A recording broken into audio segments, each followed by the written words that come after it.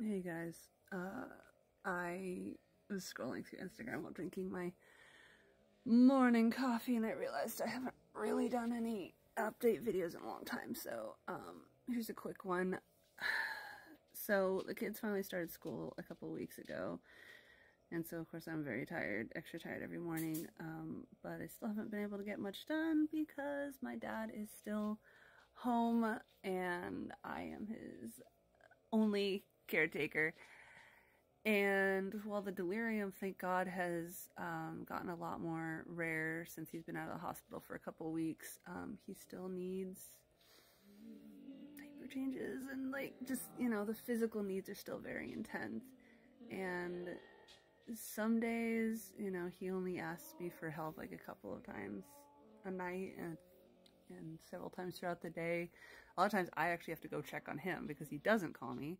But then other days he just drives me fucking bonkers. Like 2 days ago he kept calling me into the room to ask like who was coming over when, you know, nurses and stuff like that, what time it is, even though there's a fucking giant clock right next to him, wanting me to like turn on or turn off or change the music station and all this other stuff because he can't see well enough to handle the remote, even though I put like tactile buttons on it.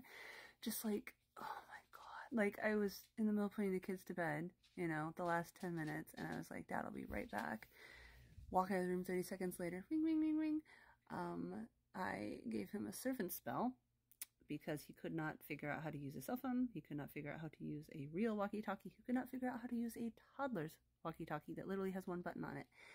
So a servant spell is like the only thing that works. But I love my dad, but basically the state right now is I filled out a Medicaid application and I'm waiting for them to call me, which could be a couple weeks, could be a couple fucking months.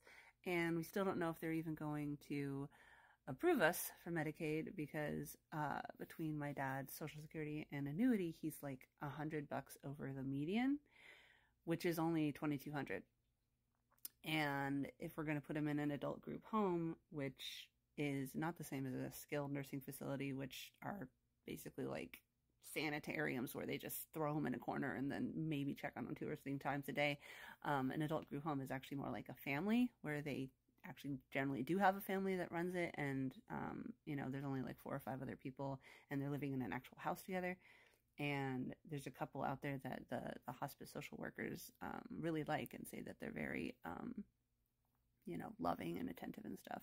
And so we're hoping on that. But yeah, basically if we do not get Medicaid to pay for the home, there's no way we can do it because, like I said, my dad gets $2,200 a month. My husband is the only other earner because I'm stuck at home taking care of my dad.